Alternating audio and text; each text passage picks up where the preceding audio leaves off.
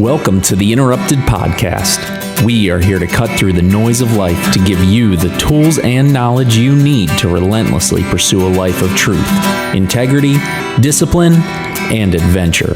Consider this day interrupted.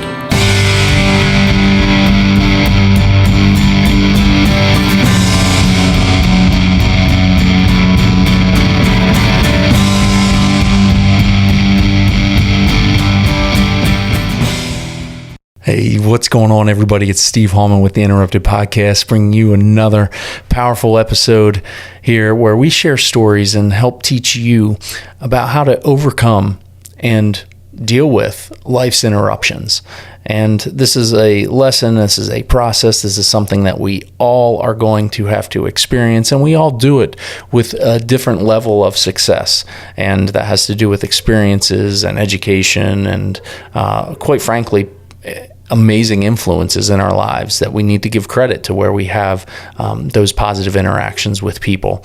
So I want you to hear another great story today, and I want you to ask some big questions. Ask some big questions about how you respond to life's interruptions. I mean, the life-shaking ones. I even mean when the alarm clock goes off in the morning.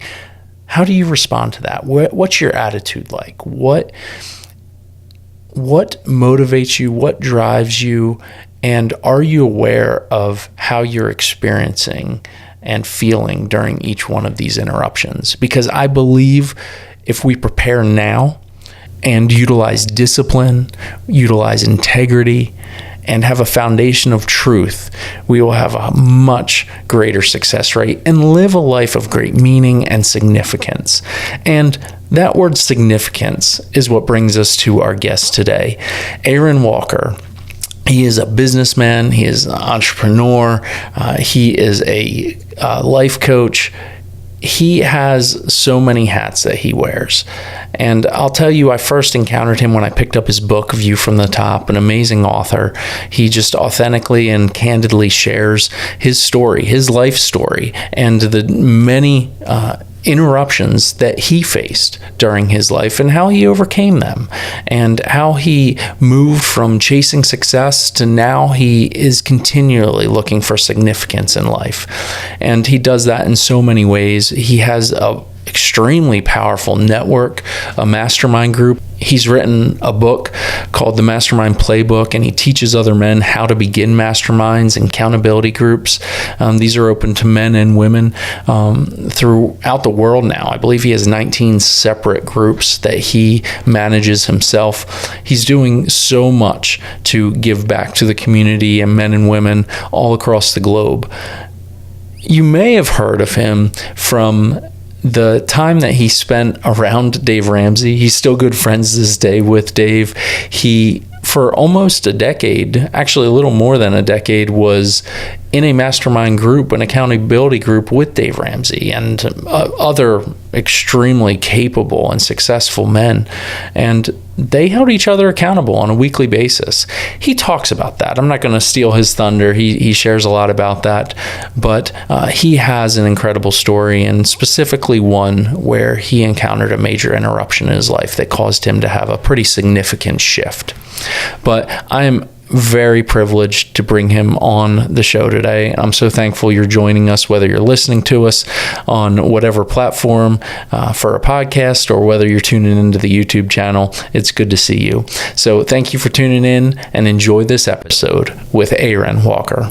Hey, Aaron, welcome to the Interrupted Podcast, brother. I'm just honored that you've taken some time out of your day to be with me and our audience. It's going to be fun, Steve. I've been looking forward to being on your podcast, and hopefully we'll add a little bit of value to your listeners. Oh, absolutely. They're going to get heaps. I'm absolutely convinced of it. Even although we don't know each other, we had a brief little lead up conversation, and I heard a little bit, but as 2021 has begun, before we get into your story and sharing a lot of your experiences, would you just share with the audience how you're doing, and with the natural transition, maybe you could say, of entering a new year after a crazy year? Or maybe you don't look at it that way, but how are actually you doing and feeling, and how is life at the moment? I appreciate you asking that question, Steve. To be very honest with you, and you're going to find out through this interview, I'm pretty transparent. And so I'll just be honest with you. I've had my challenges over the past 12 months, just like everyone has. And I was recently at Disney. You and I were talking about that. And just the social distancing and the mask and all that stuff has really worked on me more than I thought it would. And I was even down there, even got upset. And we'll just go straight to it just real quick. Yeah. But I even really got upset on the trip because I'm a very relational person. Mm-hmm. Like, I love to hug your neck and shake your hand. And, we'll have a meal together. And, I love to go to church, and I love to go to my friends' houses here. And like, we can't do all that. And it's like, man, are we ever going to get back to a place that we can do that? And my little 5-year-old granddaughter was standing there the other day, and we bought her this ginormous donut. We probably shouldn't have bought her a donut. We bought her this ginormous donut, and she's eating that donut and she's kind of walking. And somebody passed her and said, "You got to put your mask up." And I'm like, "Oh my gosh!" This 5-year-old kid can't eat their donut. And I'm just like, I'll be glad when this pandemic is behind us, right? Yeah. As far as business goes, it was great. Our business was good last year because everything we do is virtual, and so Zoom, having these Zoom meetings. It caused us not to have to introduce so many people to Zoom to have the mastermind groups. So It was really good for our business. We did something really fun this year, too. It wasn't fun initially, but we had some revenue from a live event that we weren't able to have back in April. So we took that money and we created our own stimulus package. And we paid the dues for our members that was going to have to get out because of COVID. Wow. And so we didn't lose a single member. We have a couple hundred members in all of our groups. We didn't lose a single member because we covered them for ever how long they needed for a period of time. So we looked for opportunities to be able to help people. Although we were down and it was hard and it was difficult, we said, what does this make possible? And so we just said, hey, let's just take this money and create our own stimulus. So we've always got to be looking for ways to make something good out of something bad. And so we tried to do that through everything that we did last year. But to be honest, it was a tough year. It was hard. I'm getting through it now. This new year, I'm ready to go. I don't like to look back too much, but I'm ready to go forward. I'm ready to be positive and energetic. Maybe things don't look exactly like they did last year, but maybe it can be better. So that is just going to be our approach in 2021. Hey man, I appreciate your transparency in that, and it's neat to see innovation in this time. I probably won't forget one of the first interviews I did when we launched last year was with a local sheriff, and we got to talk about on the optimistic side, right? Just touch some optimism in what at that time was. I mean, we didn't know what was on the horizon. I don't think necessarily many people could predict where it led, and to be able to say. In the midst of on the business front, so many businesses that have closed their doors or temporarily closed their doors or however you look at it. I mean, what we're going to see in maybe 2 to 10 years that we don't necessarily even know because of this in terms of innovation and adaptability and, pivoting of companies, I think might be pretty remarkable when we get to reflect back on that. Do you see any maybe examples? Absolutely. Now, we talked about the negatives, so let's talk about the positives just for a moment. Robin and I have celebrated 40 years of marriage. Congratulations, man. Yeah, thank you, which is pretty cool. And I have older children, 37 and 35, and then we have the 5 grandchildren. But what I saw was that there's more time around the table together. There's more board games being played. There's more card games being played. The kids are being innovative because they can't go to school. Technology is being introduced to children at an earlier age, which is going to hopefully expedite their education. They'll be able to do more research, right? So we're forced into some things that we wouldn't have tried. One of the things in our mastermind group that we've always been nervous about doing is we have the big group meetups twice a year. And we've been wanting to kind of taste a little bit of what a small group in person would be like, but we were nervous to do it. Well, COVID said you can't meet in a big group, so they forced us to do that. And what we found out is that even when we have the large meetups, the groups are wanting to meet with their group one of the days of the 2 days. Interesting. And so they like it as good or better. And so it forced us to be innovative and try some things that we were scared to try, but really worked out good. And it's also making us think outside the box and saying, if we can't do this again, how can we do it different that would be amazing? One of our core values, make everything amazing. And so we have to look at ways today. If we're forced, we can't, nobody's going to just stop. Like nobody wants to quit, right? Right. And so we need to be innovative and we need to try these new things. And so it's forced us to be more innovative than we were originally. Yeah, no, and that I think is shining through, and that's pretty cool to be able to sit back and observe how the people that you're able to, quite frankly, see, communicate with, and hear feedback from have adapted in that way, and how it has pulled people in that situation, which I definitely, we're going to get into the specifics more of some of what these masterminds are and what they actually look like.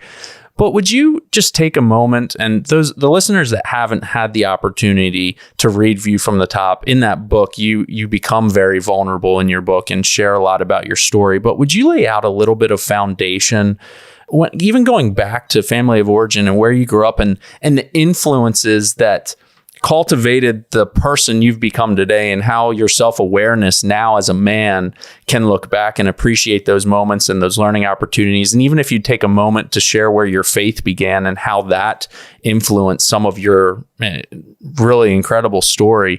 I'll try not to make this boring, and I'll go as fast as I can because I want to make this interview about how it can be beneficial to your listeners and not necessarily about me. But to give you context, a little bit of my story.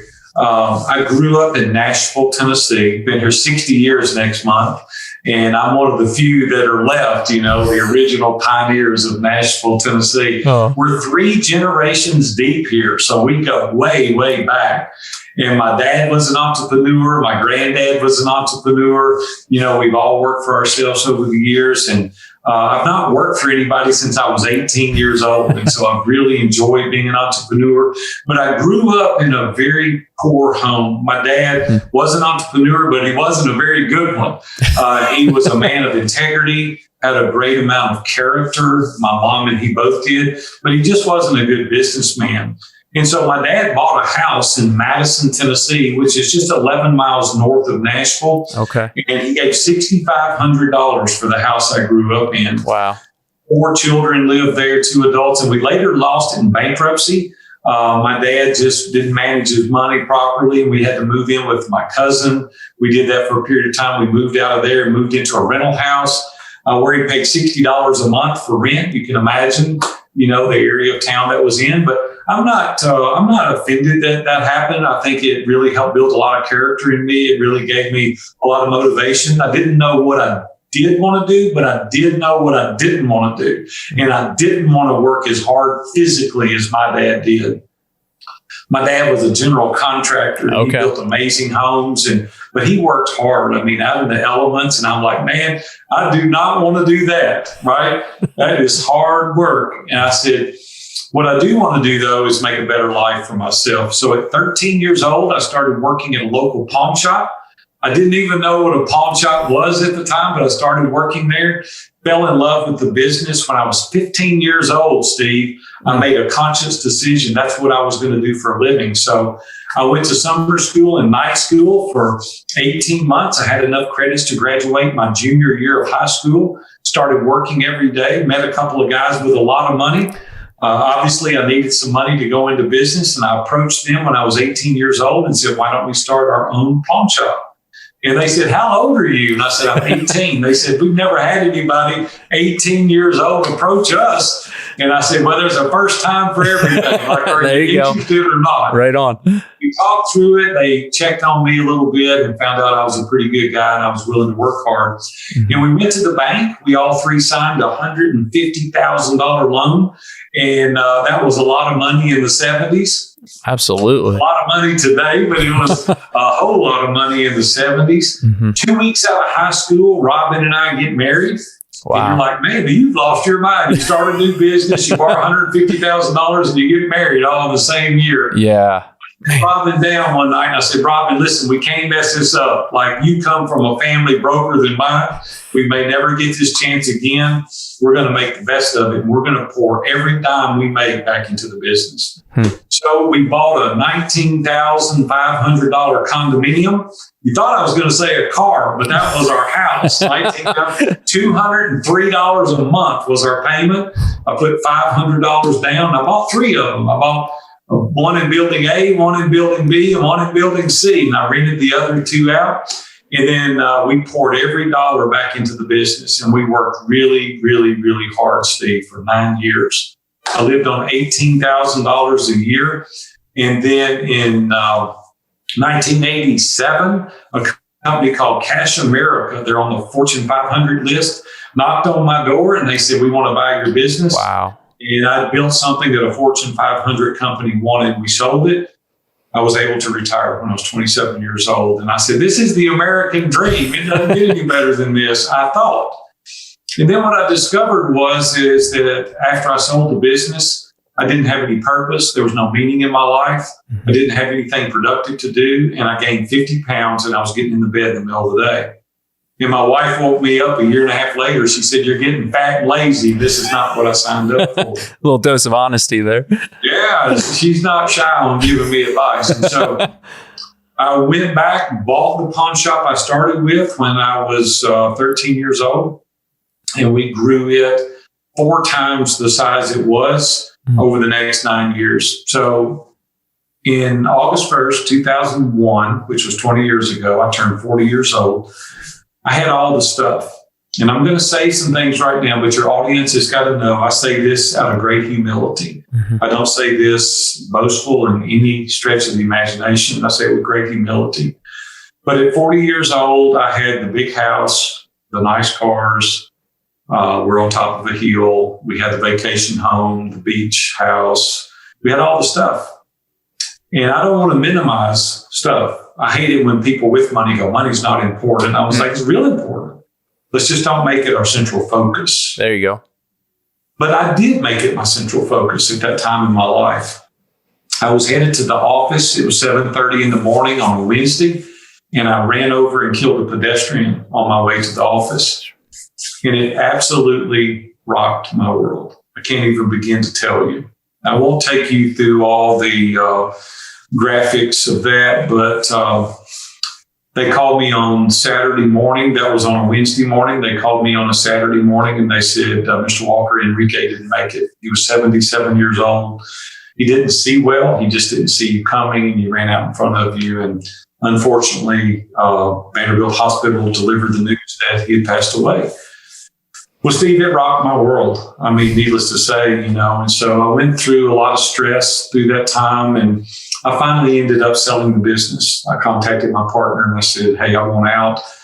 I'm 40 years old. I've been chasing money my entire life. And I really just need to sell. I just need to retire. And I did. And I took 5 years off. I didn't do anything for that 5-year period. I had counselors. I had close friends that walked me through that. It wasn't my fault and I wasn't doing anything wrong. Thank God I wasn't doing anything wrong. But still, that was somebody's dad, somebody's husband, right? And so it really worked on me. And God gave me the grace to learn how to deal with it. You never get over anything like that, but God gives you the grace to learn to work through it. And so my wife woke me up from another nap and she said, hey, you're getting fat and lazy again. It's time to go back to work. And through that process, I really did some deep dives into myself. And what I discovered through that is that I had a great amount of success. And my legacy would have been poor kid from Nashville, Tennessee, makes enough money to retire at age 27 and nobody cares. And I said, that's not what I want my legacy to be. I want my legacy to be, hey, Steve Hallman's life is better as a result of having known me. Like that guy cared about me and he helped me focus and he helped me have a few pieces of wisdom and knowledge along the way. And my life was better because of that guy. Yeah. And that's what I wanted my legacy to be. And I said, God, if you'll give me another chance, I'll change my focus. I'll have a new paradigm shift for my life and I'll look outward. Although I love to make money, I want to continue to make money, but I don't want it to be the leading factor. because broke people can't help people financially. And I want to be able to help people. I want to change the family tree of my children, my grandchildren. But I also want to give money away to my church and other organizations. And you just can't do that broke. But I said, don't make it my sole focus. Yeah. And so for 20 years now, we've helped other people understand how to accomplish their goals, their dreams. We focused outward. And so we've had a lot more success as a result of doing it properly, but a lot more significance along the way. And that was the whole catalyst for the reason that I wrote the book that I wrote, A View from the Top, and it's how to live a life of success and significance. So after going back to work, when my wife suggested I do so, we had a construction company.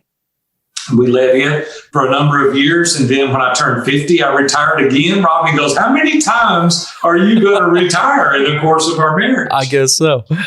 And went to my mastermind group that I've had the privilege of being in for, many, many years with Dave Ramsey and Dan Miller and Ken Abraham, Jeff Mosley. Some of those names may or may not ring a bell to your audience. But they said, what are you going to do now? And that brings us up to today. What I'm doing now is helping ordinary people become extraordinary in all they want to accomplish and do. Mm-hmm. And we get the privilege today of leading 20 mastermind groups. We're in 9 different countries around the world, and we're helping people really understand what living a life of success and significance is all about. Man, yeah, what a journey that you've been on. And something that stood out to me, even again, I've read your story, I've heard your story as I've listened to things you've shared on social media and the content that is available to enrich people's lives. But what really struck me goes back to our mission of helping people prepare now for the challenges they're going to face. And although they may not know how to tactically approach an interruption to their life that they're facing in the moment, what are the necessary steps to build upon that now that will ultimately get us ready? And sometimes we do that well, sometimes we don't. And I even go back a point that stood out as you were talking about being a young man and getting married early on. How did you build systems or apply systems to your marriage in the wake of that drive that it sounds like you had to pursue that business and pursue success in what that meant for you at that time? So maybe if you could flesh out for me those systems in place, and then what it looked like to evaluate and how success evolved for you, that term. Yeah. Right. Well, you've asked some really, really good questions, and I've been interviewed a lot, and I don't know that I've been asked as good of questions early on as you just asked. So I appreciate I'm so grateful, that you've asked these questions. But the first question is I'm a very determined person, right? I attribute a lot of that to watching my dad physically work hard and understanding early on what I didn't want. And that's a wrong motivator. But it nonetheless was a motivator for me. Is when I watched my dad in the winter sweep the snow off of roofs, to tear the roof off, to re-roof the house, to give us enough money to buy groceries. I'm like, there's got to be a different way. And then during the summer, I would watch my mom put canned goods in the pantry and nail a board over half of it so that when we got to the winter, we would have something to eat. Now, I don't want people to feel sorry for me. That's not what I'm trying to do. But that instilled in me a deep determination, grit, and perseverance like I don't think anything else could have. And so I'm very grateful today. I wasn't so grateful at the time. But I've learned that if we're going to have anything worth having, we're going to have to work really hard in order to get it. So there's no stop in me. There's no quit in me. No only means no temporarily. It doesn't mean forever. And even when I wrote my first book, it was the Mastermind Blueprint. I sent it over to Seth Godin because I had seen him View from the Top, and he turned me down for an endorsement. And I'm like, no, he wouldn't endorse my first book. And it really hurt me. But I thought, well, hey, I'll send my other book. And then I sent the other book and he endorsed it. A lot of people would have stopped at the first book. They wouldn't have sent the second book. Well, see, the answer is always no unless you ask. And so for me, I had rather know the answer is no as to always wonder. And so for me, I say fear missing an opportunity more than you fear failure. It's like I had rather know that someone's going to say no concretely than to assume it. And so it's the same way in the marriage. When you're first starting out with your marriage, you can go, this could really be good, or it's going to be a miserable failure. And I choose happiness. See, happiness is a choice, not a trait. And it's the same way for everything for me. It's like, I'm going to make the best of it because I'm in charge. I take personal responsibility. Now, ultimately, God is in charge. I'm a Christian by faith. And so everything that I do, I give him the glory for it. But I'm going to work like it depends on me and trust like it depends on him. There you go. Because it does. Like, he orders my steps, right? I submit my plans and he orders my steps.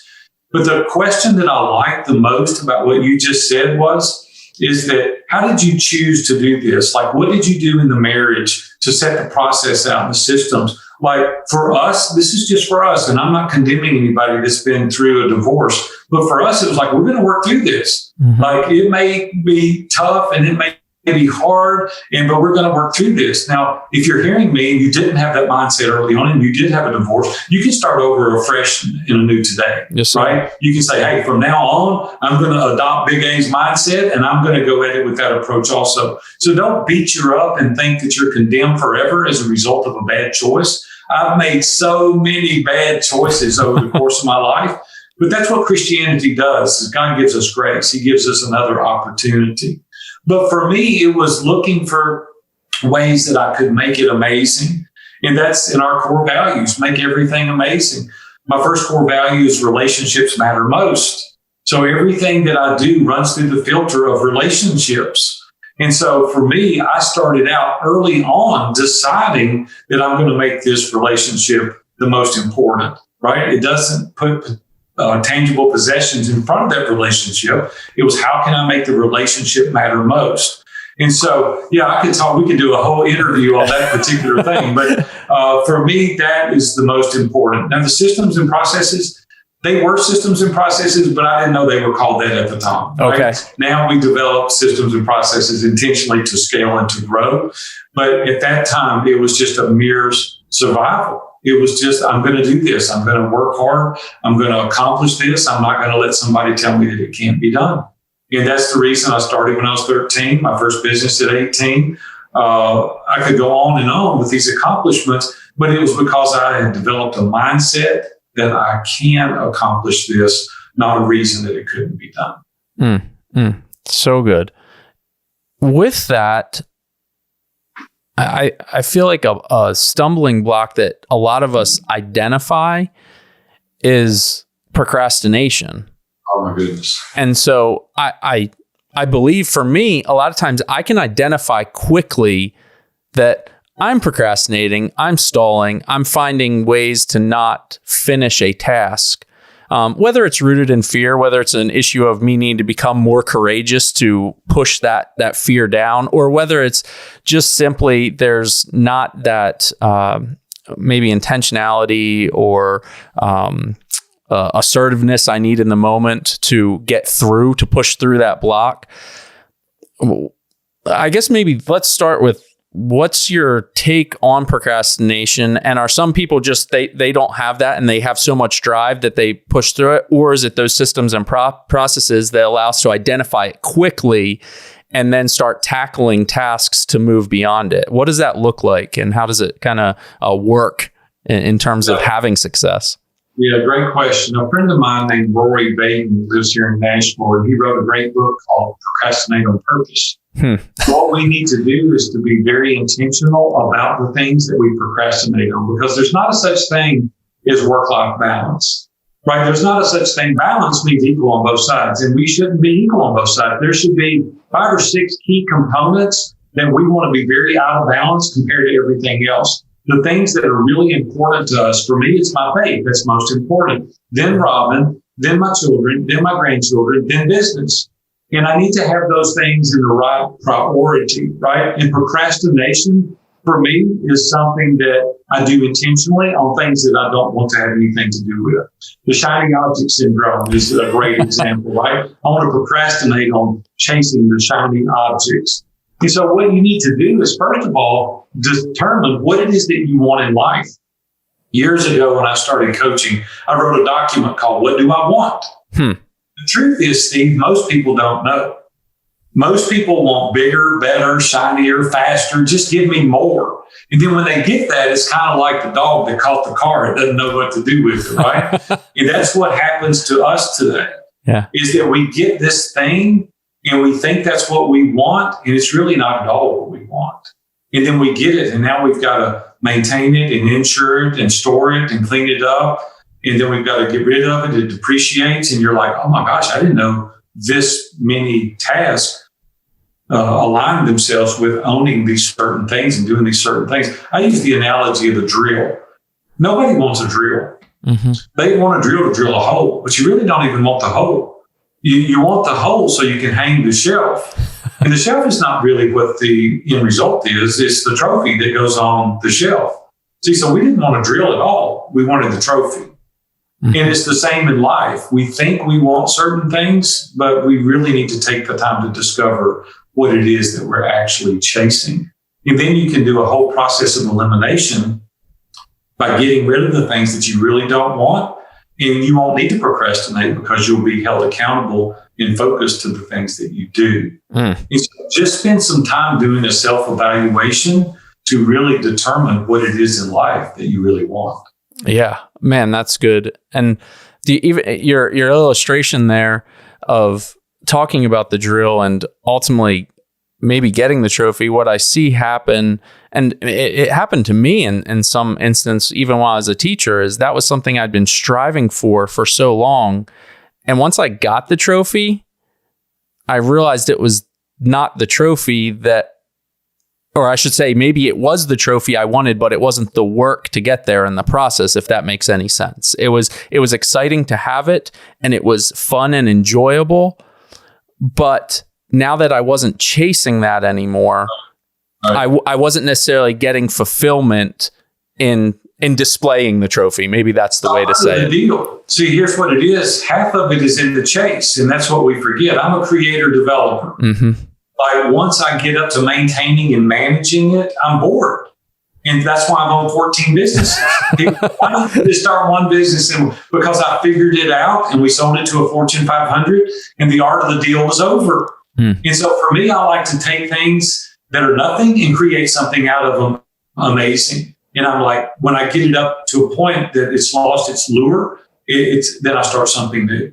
And so for me, this is the only business really that I've maintained for this length of time overall, because it's about more people's success and transformation than it is the benefit for us personally. And so that's what gets me up each and every day, seeing the life transformation of the members that are present today, seeing them be better moms, better dads, better husbands, making more money, understanding what life is really about, taking these nuggets of wisdom from the perspectives of the other members, and their life is transformed, and the light comes on, and they go, oh man, I get it now, I see it. And they understand what real core values are. They understand how to overcome their upper limit challenges. They know what their purpose is in life. And all of a sudden, they're alive again because they're having meaningful conversations with other people. And so when we lose that dynamic of life, we need to get something else to do. If you're hating what you're doing today, do yourself a favor and your family, find something else to do, because life is too short to do something every day that we hate.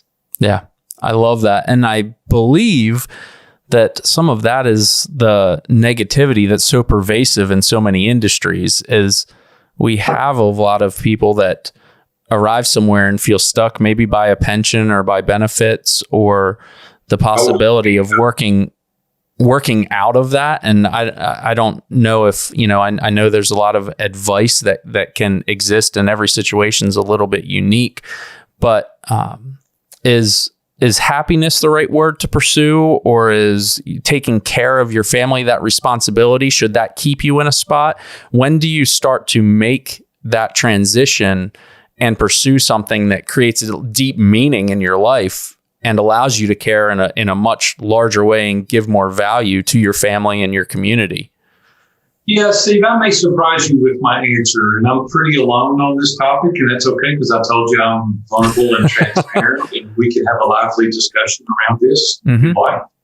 So I have a little different perspective on work. And a friend of mine is Rabbi Daniel Lapin, and he wrote a great book called Thou Shalt Prosper. And if you're looking for something really cool to read, Thou Shalt Prosper is a great read. Fantastic. But in that discovery over these decades for me, is that I think that we're looking for happiness in all the wrong places. And so I think oftentimes people are trying to find meaning and purpose in their occupation. And I subscribe to not everybody is going to find that, right? There's some jobs that you could describe. You're like, there's no way that you could be thrilled about that job, right? Mm-hmm. What I subscribe to is that you do what you're really talented at and try to make that meaningful and purposeful, right? If you can. But if you can't, why don't you take the resources from that and then go do something meaningful and purposeful? Right. And so you may be really, really good at this certain thing, and you maybe have the ability to make a lot of money at that, and just recognize that the money is a tool. The occupation is something that you're doing because you're gifted at it. And now focus your energy and effort on doing amazing things that are purposeful and meaningful with those resources. So a lot of people will live their life always trying to find meaning and happiness in their occupation. And that just may not be the cards for you. So I would just encourage you to possibly have a different attitude or a different approach to your talents and skills, and then go get your meaning and purpose elsewhere. That's good. And that, I think, leads into a conversation that I want to lead into hearing more about Masterminds itself. But at what point, or let me go back for a moment. Something that shines through in all of your content, from your book to the interviews that you've been on, and even what you put out to your audience, is that your relationship with Robin, to me, her name comes up so incredibly often. And amidst all the incredible things you say, that's something for me as a listener of you and trying to grab wisdom from you. That is something I hear, and I'm encouraged in my marriage by how you speak of your wife. And how was it, and are there a specific story or a specific season of life where your marriage came to a place where you really were able to receive correction, critique, have a lively conversation with her? Because the drive that it sounds like you've exhibited in your life, your wife had to be an integral part of that. And I can't imagine, I'm not trying to pick your marriage apart. I can't imagine every conversation was a pat on the back and this is the right direction. Oh no, man. Listen, we've had some hellacious spots. I mean, some good ones, right? I mean, some good ones, right? In any marriage, that's worth its salt is going to have those, right? They're very lively. Now, we don't yell and holler and scream. I don't do that. We fight like we're talking right now, right? It's like we sit down and we work through it, right? Because we said, hey, we're in this, the good, the bad, the ugly, we're going to do this. Robin has absolutely been my biggest advocate. Right now, I'm looking at you on the screen, but on either side of the screen, I have two huge pictures of Robin. They both make me smile every day. She's beautiful in this one, and she's acting silly in this picture. So I've got them right on my wall. I get to see her every day. I've even built a building on our property, and I get to eat lunch with her and see her every day. That's not always been the case because I've worked really, really hard. I've been gone long hours. But we're at the stage in our marriage, empty nesters, that we're able to do those things. And someday your listeners will be able to do the same thing.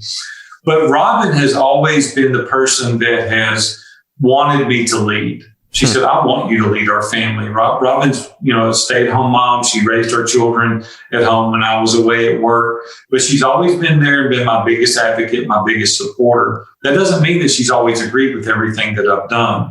But at the end of the day, she says, hey, you've been providing for our family, and I'm going to defer to your leadership because that's what, in the Christian space, that's what it says that the wife does to the husband. And I'm not being sexist, and I'm just, listen, don't argue with the messenger. I didn't write the book, but that's what it says in the Christian faith. And that's what Robin has said that she wants to do in our marriage.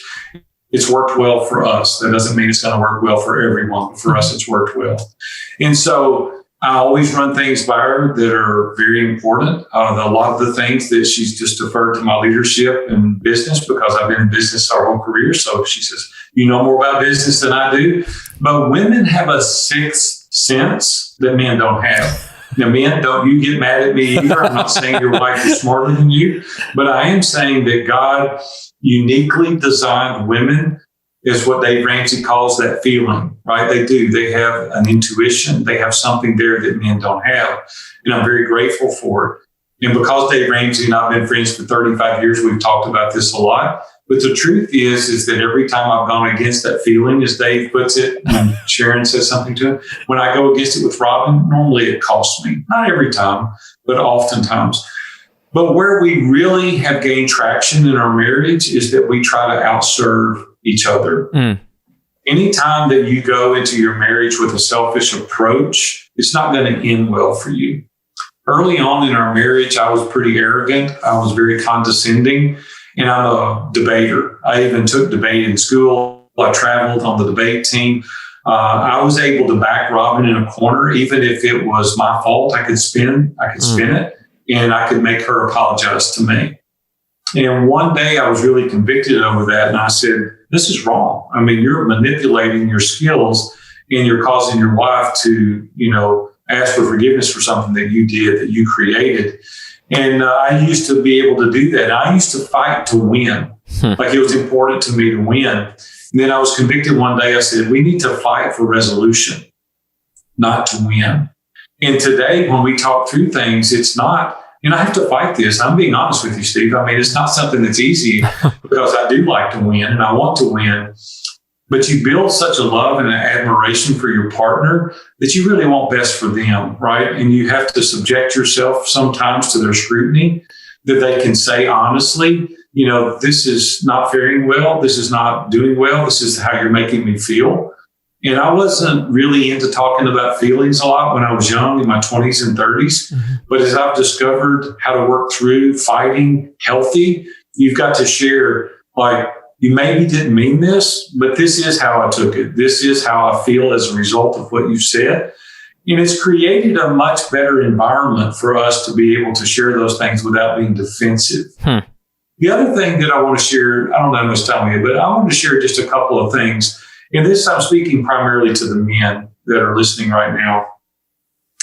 I used to do things because my love language is words of affirmation. I want Robin to affirm me, right? I need that accolade. I need that pat on the back. And so used to, I would do things for Robin. And she went on a trip once and she was gone 2 or 3 days with her girlfriends and she came back. Well, I cleaned the house up. It looked immaculate. I mean, it looked like a museum. I mean, everything was just in order. And when she came in, she kissed me and hugged me, started putting her luggage up. And I thought, well, she'll notice in a minute. And she didn't say anything. And so a little while later, we had dinner, she still hadn't said anything. And I'm thinking, well, she's waiting just at the appropriate time to thank me, for doing all this work. The dishes were clean and the bed was made and the furniture was dusted and the floors were mopped. And I'm like waiting on this affirmation. We sit down on the couch and I started sulking. And she's like, what's wrong with you? And I said, nothing. She goes, no, really, like everything's gone amazing. What's wrong with you? And I said, well, you didn't even notice. I made the bed and I washed the clothes and I did the dishes and I mopped the floor. And she said, well, can I ask you a question? And I said, yeah. She goes, did you do that because I needed the help? Or did you do that because you wanted me to affirm you?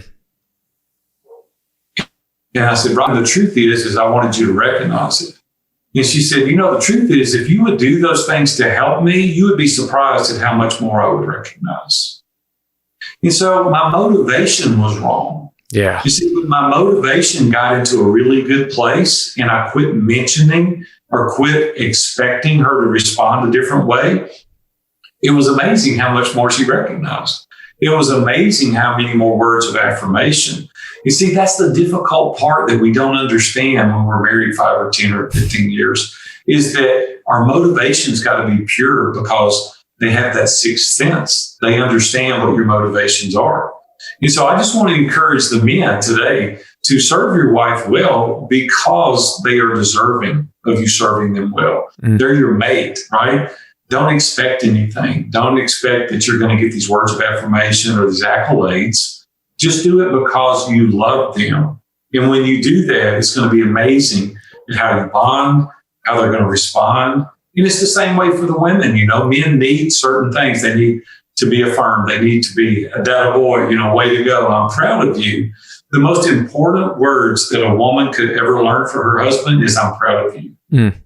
And when women really understand that their man needs to be told, I'm proud of you, because see, men need respect and women need love. Yeah. And when they understand that, it's just going to make things a lot different for you. Yeah, man, what a good word. That's a good word for me to hear even tonight. That, just resonates really well. And it goes back, and I know that it's in even the coaching space, it's a idea or illustration gets put in that I've been in a season of really trying to understand and learn to speak better of that. I have an expectation, but has there been an agreement? And to get those things to align and get some congruency and find the words to be able to speak them to someone, which is a lot, maybe even part of why I like having these conversations with men like yourself. It helps us find the words to place on maybe feelings that we're having.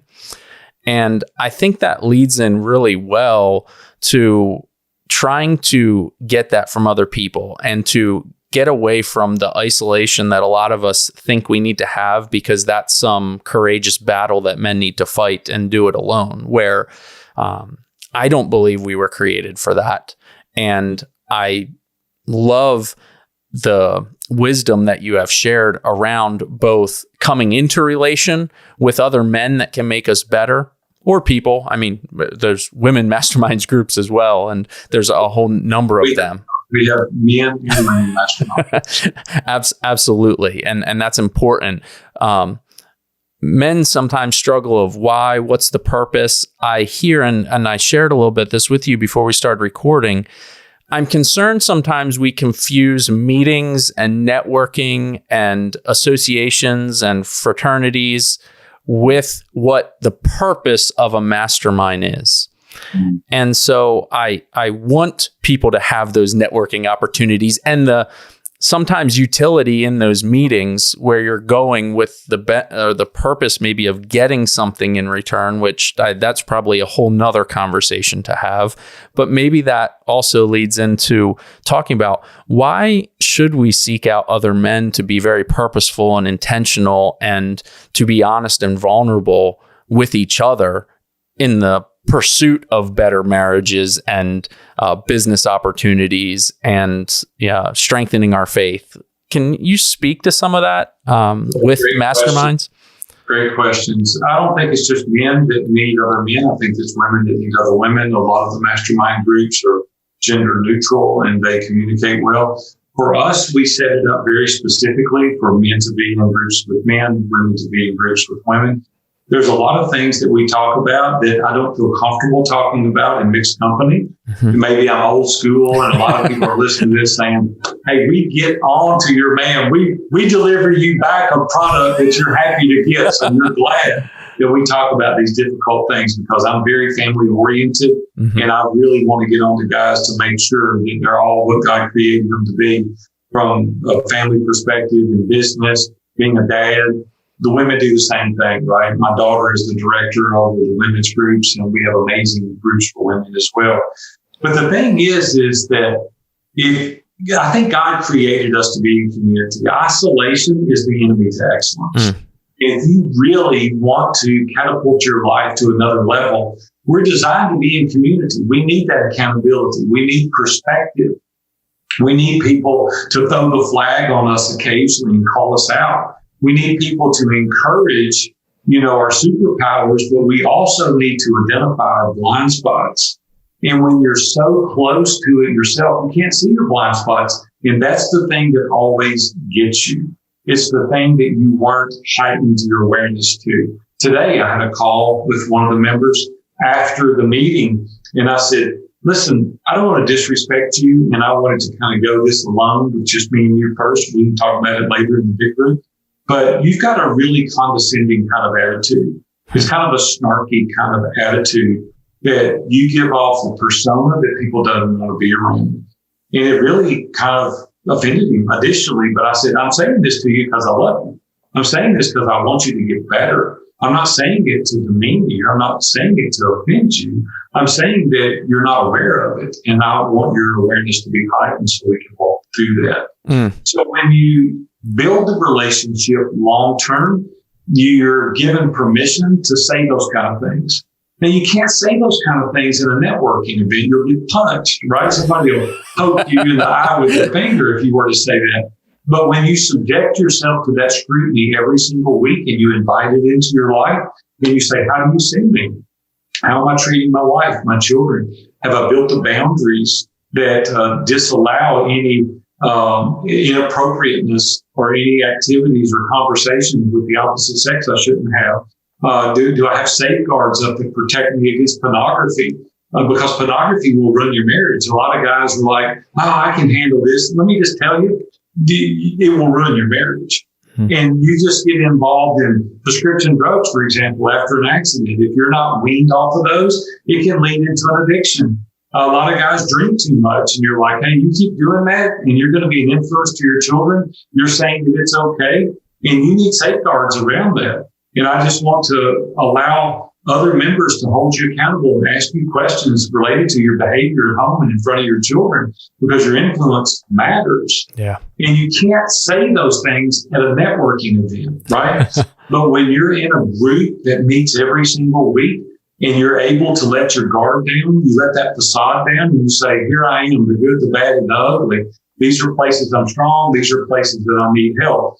I can't tell you how many marriages have been saved. I can't tell you how many people have increased their net worth because of their business increases, because of the different perspectives of people that are in their group that have an alignment in their core values. They're giving advice to them that is beneficial, not to appease them, not to get an accolade from them, but they're saying, hey, the truth is this product sucks really bad. And if you don't change it, it's not going to serve you well. Right? You can't say that at a networking event. And the difference in our mastermind groups is like there's no off limits. Like we will talk about anything in those groups because, see, I want to get better, Steve. Like Robin and I have been married 40 years, but I want to be married 50 years and 60 years and maybe 70 years. That's possible, right? It is possible. And I want to do the right thing. I want to show up well. I don't want to fizzle out. I don't want to go, hey, I'm retired now. I'll do whatever I want. Man, I want to finish strong. All 4 quarters strong. And in order to do that, I've got to have people around me cheering me on, giving me advice, edifying me and encouraging me and pointing out things to help make me better. That's the difference in a networking event and a real mastermind. Wow. Yeah, absolutely. Can you go back to maybe an example of a time where maybe somebody that you respect and trust actually called you out? Did you feel like you responded well to that and everything? Nobody does. Who wants to get punched in the nose? Nobody wants to get punched in the nose. But let me tell you, I know we're ending our time. We're getting close here, but let me end it on a story. There was a guy, I was in a dark place. Steve, I don't know if you've ever really been in a dark spot, like a really dark spot, like a ditch. I've been in those. And there was a time in my life I couldn't get out. I mean, I could not. I tried everything I knew to get out. Well, I was at the Ace Hardware here in Hendersonville, and a guy in my mastermind group called me up. His name is James Ryle. James Ryle was an amazing storyteller. He traveled all over the world speaking. He was on the Promise Keeper circuit. He'd go around speaking. He was amazing. Some of y'all listening to me now have heard him. Yeah. He was in our mastermind group. He sat across the table from me. And so he called me on a Saturday morning. I was in that ditch. I was in a bad place. And he said, hey, Big A, this is James Ryle. I said, yeah, I know exactly who it is. And I knew it was going to be one of two things. I knew it was going to be really good or really bad because we never called each other on the weekends. We protected that time for our families. And when he called me at 9 o'clock on a Saturday morning, I thought, man, somebody's either died or somebody's won the lottery. I didn't know which it was. But I answered the phone and he said, this is James, Aaron. Have you got a minute? I said, yeah, let me go outside. So I went outside in the parking lot. I was shopping for something there at Ace Hardware. And he said, hey, I was thinking about you this morning in my prayer time. and God gave me a word for you. And I said, man, well, like, am I going to walk on water or what is it? And he said, but I got to tell you something first. And I said, okay, what is it? He said, you're wearing the hell out of everybody in our group. And I laughed. I said, what? He goes, we are so sick and tired of hearing your story every single week. You are absolutely killing us. And I didn't know what to say, Steve. I just sat there and I said, well, James, I don't even know how to respond. He said, let me tell you the word I've got for you. He said, I was reading in the book of Isaiah this morning, chapter 41. He said, God said, take the chains from around your neck. It's time to move on. He said, it's time you were moving on too. He said, I'll see you. I got to go. And hung up the phone. Oh, Steve, I could have hit a nail into. I was so mad. I was infuriated. And I hung up the phone and I stood there in the parking lot. I didn't know what to do. I mean, I had no idea what to do. I was so mad. Well, then I started thinking about that. And I thought, you know what? That guy for 10 years has been sitting across the table from me. And he knows me. He knows Robin. He knows my kids. He loves me. He knows about my business. And he had the courage to call me and tell me that I was really going down a bad path. So the next Wednesday morning, I get in the car. This was on a Saturday. Get in the car and I drive to Franklin, Tennessee, Dave Ramsey's office. I walked in. Now, Steve, you and I have not met in person, but I'm a big guy. I'm 6'4", 235. I'm a big guy. Well, James is about 5'8", weighs about $140. And so I walked around the counter and I'm towering over him and he's looking up at me. And he's like, knows he's fixing to get the crap beat out of him. And I leaned over and I hugged him. Oh, man. Tears running down my face.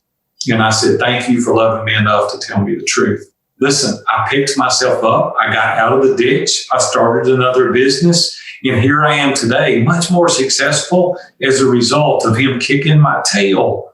What if I hadn't been in a group? What if I had been on my own? What if I had been in isolation? I would have stayed there, right? I would have been in a fetal position under the desk, not knowing what to do. Nobody invested in me, nobody to talk to, nobody to encourage me. What do people do when they don't have people around them? And I just want to encourage you today, you're going to have a season where you're going to need somebody to kick your tail. You're going to have a season that you're going to need somebody to pick you up, to edify you and encourage you. Not only that, don't you want to celebrate with people? Even when things are going good, nobody wants to celebrate alone.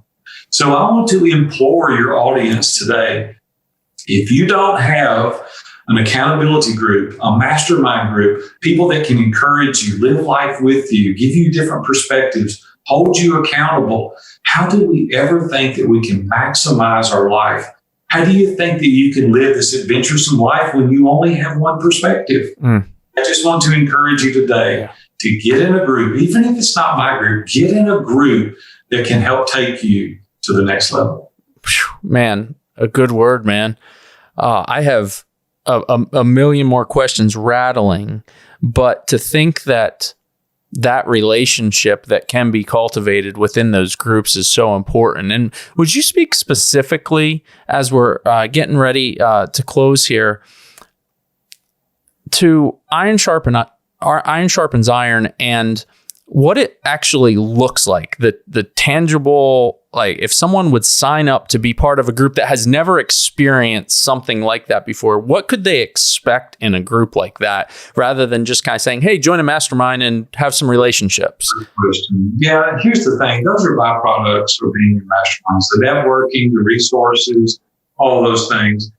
Really, I wouldn't want you to get involved in a mastermind group unless you were really focused on bettering your life personally, professionally, and spiritually. Because I was so engrossed in making money, I came home with a pocket full of money to a house full of strangers. And that's going to happen to you if you're not careful. Any of you that are listening to me today, we are just designed to be in that community. As I said earlier, we need accountability, we need encouragement, we need other perspectives. And what it would look like practically for us is we meet virtually and we meet every single week at the same designated time for your group. We have a facilitator that encourages and leads the group. The value is not from the facilitator. The value is from the consensus of the multitude. It's from the value of all the people that are around the table. And you're like, yeah, I don't really like that. I'm a man of my own and I can run my own things. Well, that's what I thought too. And the truth is that there's so many.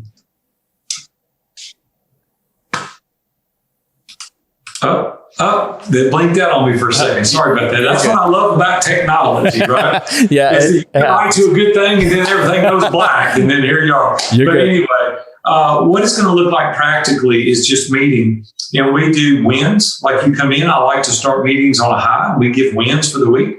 And then we're doing a program right now called Come As You Will Be in 2023, to where we are focused on 5 key components of your life. It's a 36-month process where we focus on the task and you have accountability partners. You get to know different people in the group.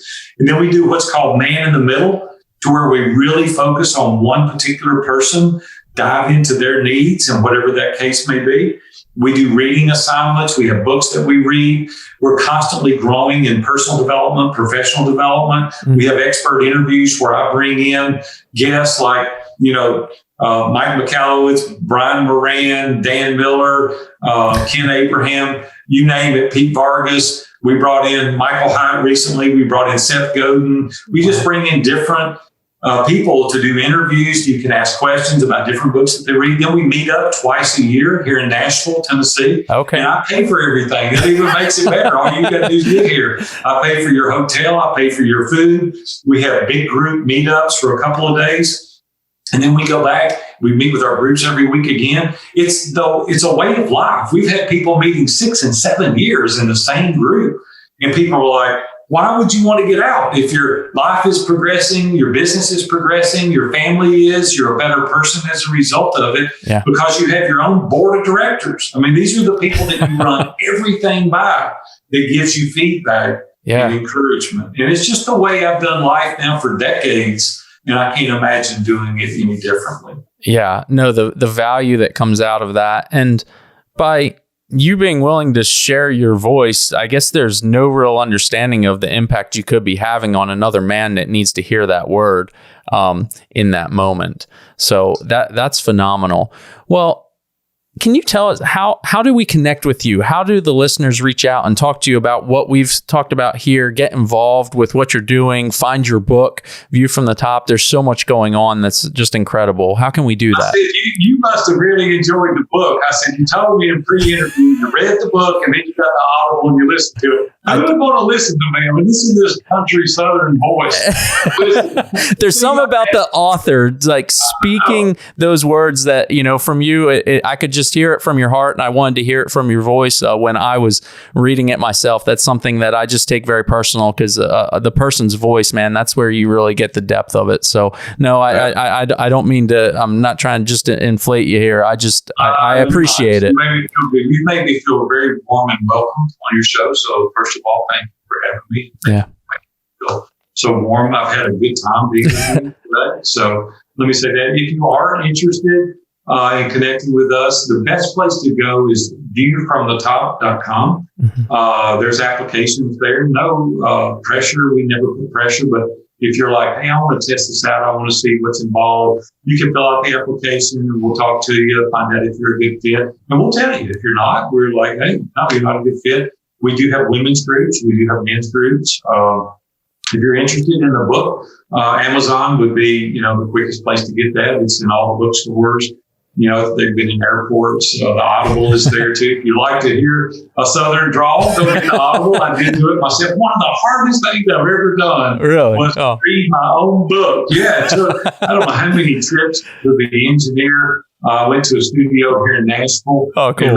Where a lot of famous country songs were recorded. How about that? That's beside the point. But and if you're interested in building a mastermind for yourself, and you're a podcast host, you're a consultant, you're a coach, and you're tired of trading your time for money, we teach you how to build mastermind groups.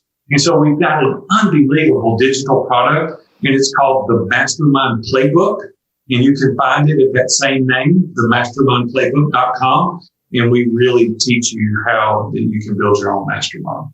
Man, phenomenal. Well, I have got to tell you, I have enjoyed our time. I just like to exhort you and continue to learn what you're learning and put out what you're, sending out to the masses, because there's just a wealth of wisdom in there. And I know, I'm confident that the impact that you're having on men and women, and particularly the way you lift up family, is something unique to your message. And the way you do that, I wish I had the exact words, man, but I appreciate it deeply. And it causes me to need to take a closer look at my marriage, at my relationships with my kids. And that's something really special for me that I've taken away from what it feels like knowing you for several weeks, as I got introduced and dove in and had to email you. So I appreciate that, man. Keep doing what you're doing. And if there's any way that my audience, that I can support what you're doing and give back to you, please let me know, because it's incredible. And I love where it's at and where it's going. Thanks a lot, buddy. I really enjoyed it. Please reach out to me. I'd love to talk to your audience if you need me for anything. Thanks a lot. Hey, I appreciate that. We'll be seeing you soon. Thanks, Dave. There you have it. There is Aaron's story. I told you it was powerful. This man has just an incredible amount of knowledge, and he is so willing to share it with anyone who is willing to listen. Absolutely. I can't state it enough. Check him out, whether it's on LinkedIn or whether it's on YouTube. Go to his website. We're going to have everything synced up in the show notes. But most of all, if I encourage you to do one thing, go read his book, View from the Top. It will shine so much light on how you're living your life and areas that you can improve. Take responsibility for where you're at. Know that you need to prepare now, because you don't know what is coming on your drive to work or what is waiting for you tomorrow or even tonight. Prepare now for all of life's interruptions. Be sure to check us out at interruptme.org and go and send me a note. Tell me what you thought of the show. You can hit me up on Facebook or Instagram, wherever you're on socials. I'm on there. So I'd love to connect with you, hear a message, ways that we can improve the show. If there's guests that you'd like to see come on the show, or just a thought that you'd like to throw out there, I'd be absolutely willing to engage with you on that. And we look forward to our next guest that will be coming on in the next episode. You will not want to miss that one. Thank you today for listening to Aaron share his story. And thank you for allowing me to interrupt your day. Thank you for listening to The Interrupted Podcast. You can follow us on Facebook at facebook.com/The Interrupted Podcast and on Instagram at The Interrupted_podcast. Be sure to subscribe and leave a rating and review in order for us to continue to spread the word about preparing for and embracing life's interruptions.